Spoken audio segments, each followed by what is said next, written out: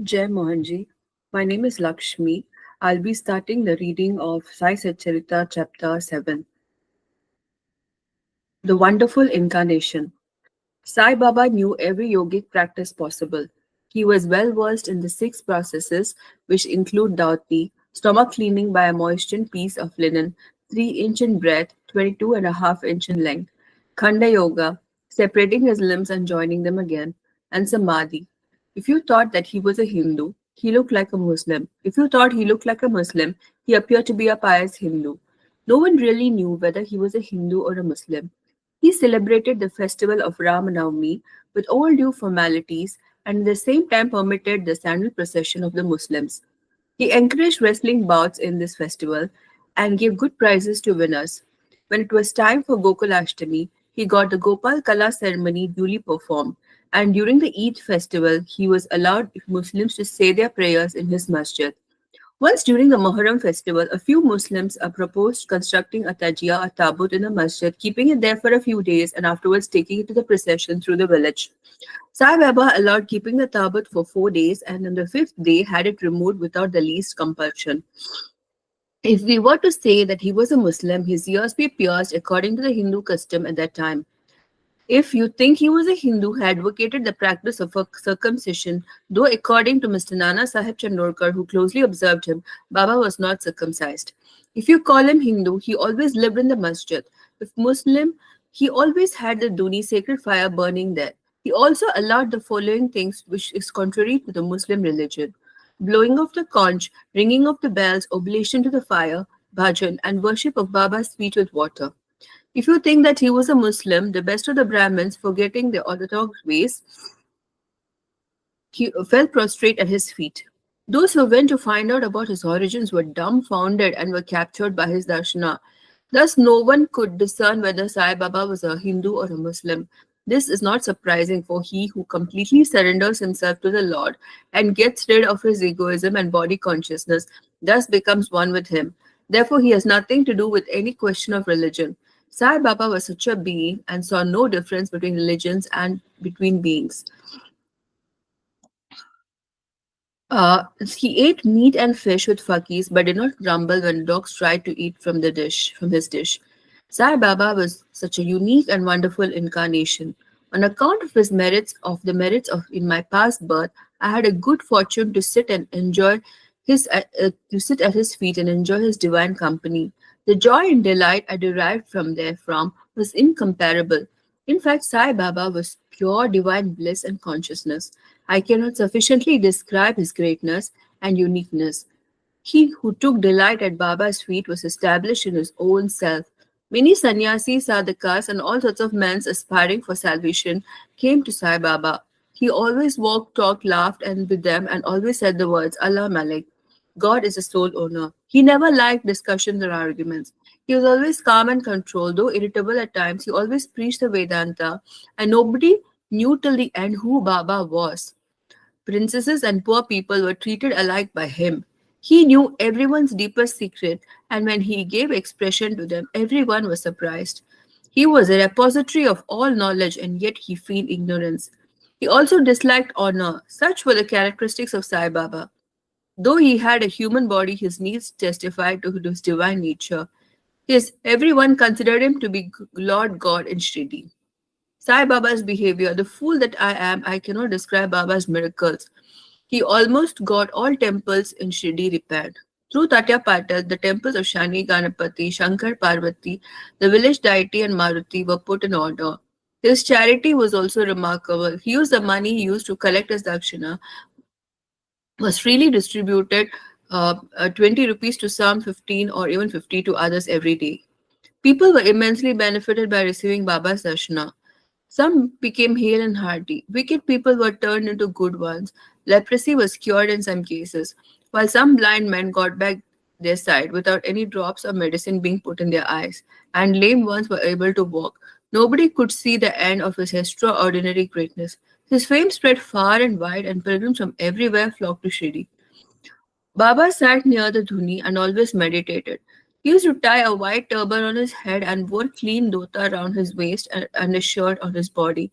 This was his dress in the beginning. He started practicing medicine in the village, examined patients, and gave medicines. He was successful and became famous as a doctor. A curious case is narrated here. A devotee's eyeballs were very red and swollen. No doctor was available in Shirdi, and thus the other devotees took him to Baba. Other doctors would have used ointments, cow's milk, and camphorated drugs. In such cases, Baba's remedy was quite unique. He pounded some biba, carpus anacardium, marking nuts, and made two balls of them, thrust them in each eye of the patient, and wrapped a cloth bandage round the eyes. Next day, the bandage was removed, and the water was poured over them in a stream. The inflammation had subsided, and the pupils had become white and clear. Though the eyes were very delicate, the biba caused no smarting, but removed the disease of the eyes. Many such cases were cured, and this is only an instance in the point. Baba's yogic practices. Baba knew all processes and practices of yoga. We will attempt to describe two of these processes. Dhauti, cleaning process. Baba went to a well near a banyan tree, which was considered considerable distance from the masjid, every third day and washed his mouth and had a bath. On one occasion, he was seen vomiting out his intestines, cleaning them and placing them on a tree to dry. There are persons in Shirdi who have actually seen this and have testified to this fact.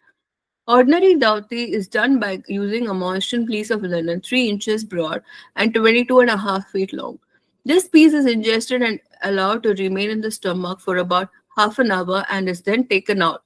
But Baba's dhauti was quite unique and extraordinary. Khanda Yoga. In this practice, Baba extracted various limbs from his body and left them separately at different places in the masjid. Once a gentleman went to the masjid and saw Baba's limbs lying separately at different places. He was terrified and he first thought of running to the village officers and informing them of Baba being hacked into pieces and murdered. He thought that he would be held responsible as he was the first informant and thus knew something of the affair, so he kept silent. But the next day when he went to masjid, he was surprised to see Baba hale and hearty and sound. He thought that what he had seen the previous day was only a dream. Baba practiced yoga from a very early age, but nobody knew the proficiency he had attained. He charged no fees for his cures, became renowned and famous by virtue of his merits, and gave help to many a poor and suffering person. This famous doctor of doctors did not care for his own interests, but always worked for the good and welfare of others, sometimes suffering unbearable and terrible pain in the process. One such instance is given below, and it will show the all-pervasive and extremely merciful character of Baba. Baba's all-pervasiveness and mercy. In the year 1910, Baba was sitting near the Duni on Diwali day and warming himself. He was pushing the firewood into the Duni, which was burning brightly. A little later, instead of pushing the logs into the wood, Baba pushed his arm into the Duni. The arm was burnt immediately. This was noticed by the servant Madhava and also by Madhav Rao Deshpande Shama. They at once ran to Baba and Madhav Rao clasped Baba by his waist from behind and dragged him forcefully backwards and asked, Deva, why did you do this? Then Baba came to his senses and replied, the wife of a blacksmith at some distance was working the bellows of a furnace. When the husband called her, she forgot that she had child on her lap and she ran hastily and the child slipped into the furnace. I immediately thrust my hand into the furnace and saved the child. I do not mind my arm being burned, but I am glad the life of the child was saved.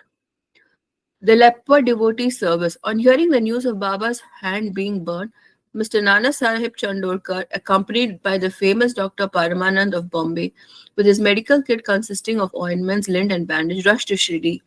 Nana Sahib requested Baba to allow Dr. Paramanand to examine the arm and dress the burn. Baba refused this treatment. Since then, the arm was dressed by leper devotee Bagoji Shinde. His treatment consisted of massaging the burnt part with ghee, clarified butter, and then placing a leaf over it and securely tying it with bandages. Mr. Nana Sahib Chandorkar asked Baba many times to unfasten the bandage and have the wound examined and dressed and treated by Dr. Paramanand so that it would heal quicker. Dr. Paramanand also made several similar requests, but Baba postponed, saying Allah was his doctor and that Allah did not allow his arm to be examined by Dr. Paramanand's medicines, were not exposed to the air in Shirdi, but had the good fortune of receiving Baba's darshana. Bagoji was allowed to treat the hand daily for a few days. The arm healed and everyone was happy.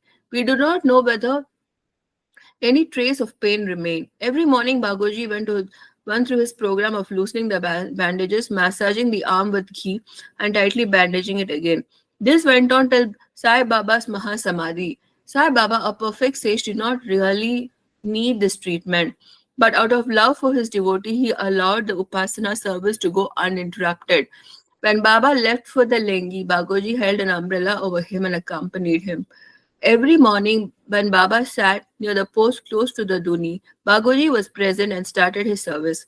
Bagoji was a sinner and past birth. He was suffering from leprosy. His fingers had shrunk and his body was full of pus and smelled badly. Though he seemed so unfortunate on the outside, he was really very lucky and happy for Baba's premier servant, for he was Baba's premier servant and thus got the benefit of his darshana. Master Kaparde's plague. I shall now relate another instance of Baba's wonderful Leelas. Mrs. Kaparde, the wife of Mr. Dada Sahib Kaparde of Ambaroti, was staying at Shirdi with her younger son. One day, the son got high fever, which further developed into bubonic plague. The mother was frightened and felt very uneasy. She thought of leaving Amroti and went to ask Baba for permission to leave in the evening. When Baba was near the Vada, now the Samadhi Mandir, she informed him in a trembling tone that her son was now with plague. Baba spoke kindly and softly to her, saying that the sky is beset with clouds, but it will melt and pass, and everything will be smooth and clear. Saying this, he lifted his kafni and waist and showed everyone present four fully developed lumps as big as eggs and added, "See how I have to suffer for my devotees. Their difficulties are mine." Seeing this unique and extraordinary miracle, people were convinced as to how saints suffer pains for their devotees. The mind of saints is softer than wax. They love their devotees without any idea of gain and regard them as true relatives. Going to Pandharpur and staying there. We shall close this chapter after relating a story illustrating how much Sai Baba loved his devotees and how he anticipated their wishes. Mr. Nana Sahib Chandorkar, a great devotee of Baba, was the Mamlatadar of Nandarpur in Kandesh. He was transferred to Pandharpur. His devotion to Sai Baba bore fruit as he got an order to go and stay in Pandharpur, which is regarded as Bhuvai, Bhuvai Kundha, which is heaven on earth. Nana Sahib had to report to work soon after he received the order, so he left immediately without even writing or informing anybody at Shirdi. He wanted to surprise Baba by visiting Shirdi. His pand- by visiting Shirdi, his Pandharpur, and to see and bow before his Vithoba Baba and then proceed. Nobody dreamt of Nana Sahib's departure for Shirdi, but Sai Baba knew all about this and as he was omniscient. As soon as Nana Sahib approached Neemgaon, a few miles from Shirdi, there was a stir in the masjid at Shirdi. Sai Baba was sitting and talking to Mahalsa Pati, Appa Shinde, and Kashi Ram, and he suddenly said, "Let us all sing some bhajans. The door of the Pandharpur Maharaj are open. Let us sing merrily." Then they all sang. The theme of the song being, "I have to go to Pandharpur and I have to stay there, for it is the house of my Lord." Baba sang and the devotees followed him. A short while later, Nana Sahib arrived in Shirdi with his family, prostrated before Baba, and requested him to accompany them to Pandharpur and stay there with them. The devotees told Nana Sahib that Baba was already in a mood to go to Pandharpur, and thus this invitation was unnecessary. Hearing this, Nana Sahib was moved and fell at Baba's feet. And after receiving Baba's permission, with thee and blessings, Nana Sahib left for Pandharpur. There is no end to Baba's stories. But let me now stop here. I will reserve this for the next chapter. Other topics such as importance of human life, Baba living on alms, Bayaji's service, and a few other stories. Bow to Shri Sai, peace be to her. Thank you very much. Jai Mohanji, Jai Sai Ram.